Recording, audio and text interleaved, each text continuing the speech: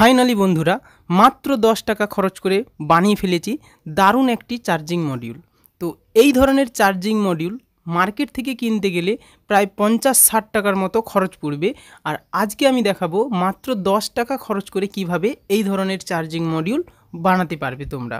এই চার্জিং মডিউলটি দিয়ে যে কোনো 3.7 ভোল্টের লিথিয়াম ব্যাটারি খুব সহজে এবং সেফলি চার্জ করা যাবে। তো চলো এখন দেখাচ্ছি কিভাবে এটা বানিয়েছি।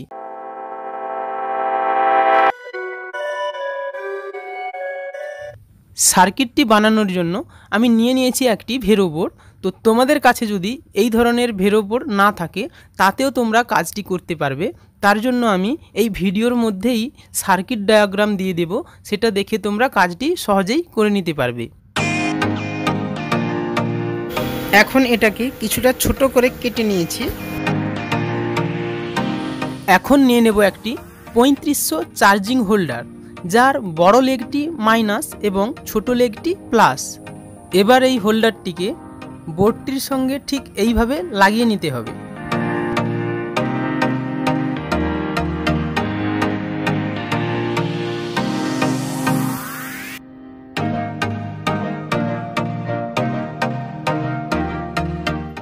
এখন একটি 2.2K রেজিস্টার নেব এবং বোর্ডটির সঙ্গে কানেক্ট করব।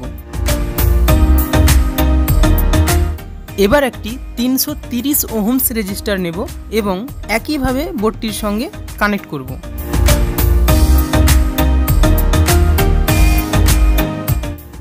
এখন রেজিস্টারগুলোকে ভ্যারো বোর্ডটির সঙ্গে ভালো করে সোল্ডারিং করে নেব।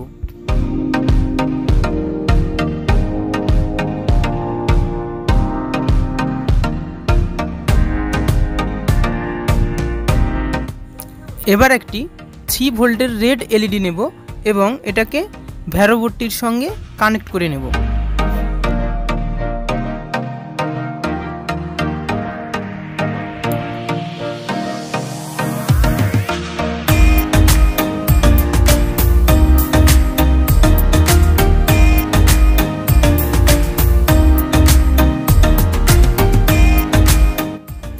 এবার একটি 100 UF 25 ভোল্টের ক্যাপাসিটার চার্জিং বোর্ডটির সঙ্গে অ্যাড করব।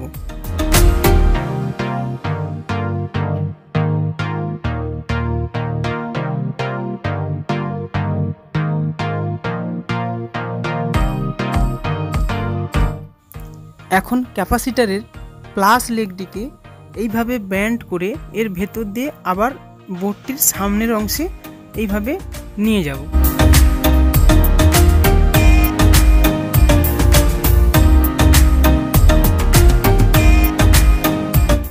এবার ক্যাপাসিটারের মাইনাস লেগটির সঙ্গে সার্কিটটির সমস্ত নেগেটিভ কানেকশানগুলো অ্যাড করে নেব।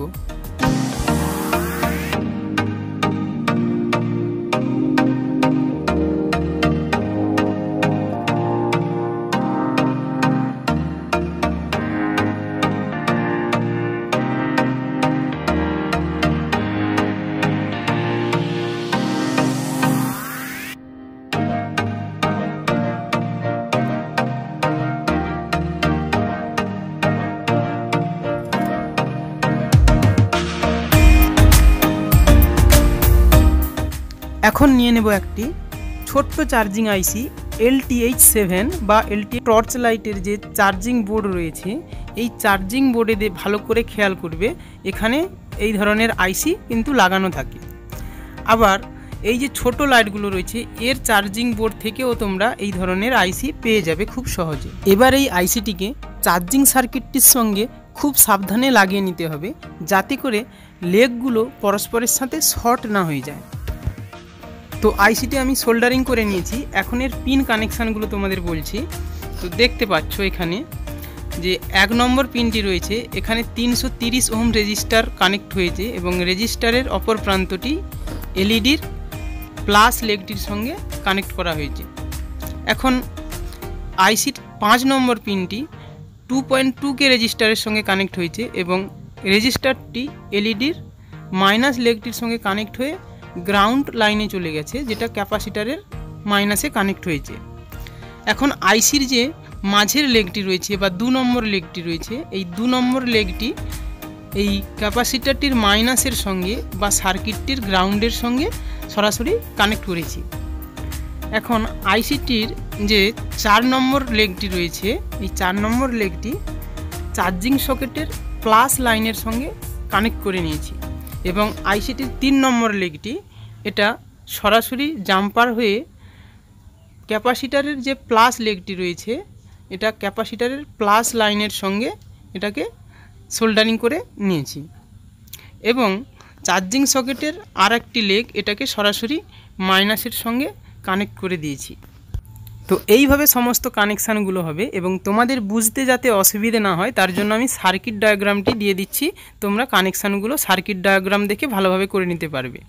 তো এখন এটাতে ব্যাটারির লাইনটি কানেকশান করব। তো তার জন্য এখান থেকে আউটপুট লাইন দুটো বের করে নেব, আউটপুট প্লাস লাইন এবং আউটপুট মাইনাস লাইন।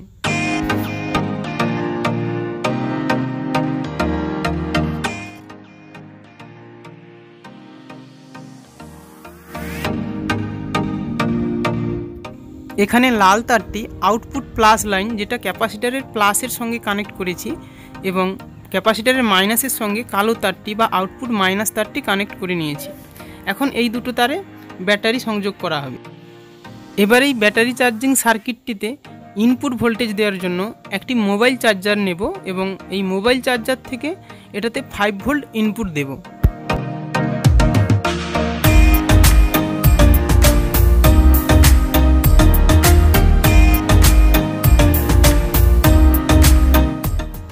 দেখতে পাচ্ছ চার্জিং মডিউলটিতে 5 ভোল্ট ইনপুট দেওয়ার সঙ্গে সঙ্গেই রেড এলইডিটি জ্বলে উঠেছে।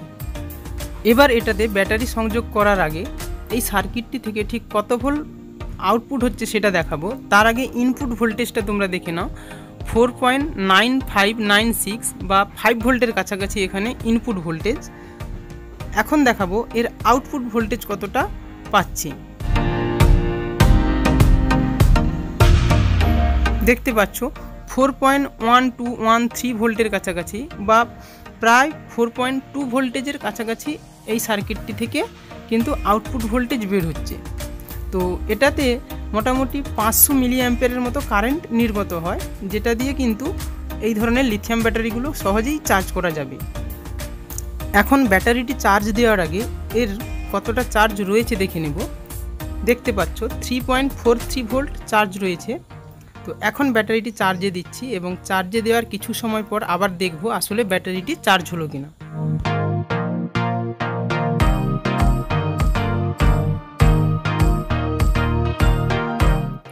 তো অলরেডি ব্যাটারিটি আমি 7-8 মিনিট ধরে চার্জ দিয়েছি। তো এখন তোমাদের দেখাচ্ছি আসলে ব্যাটারিটি কতটা চার্জ হয়েছে। তার জন্য চার্জারটি আগে খুলে নেব।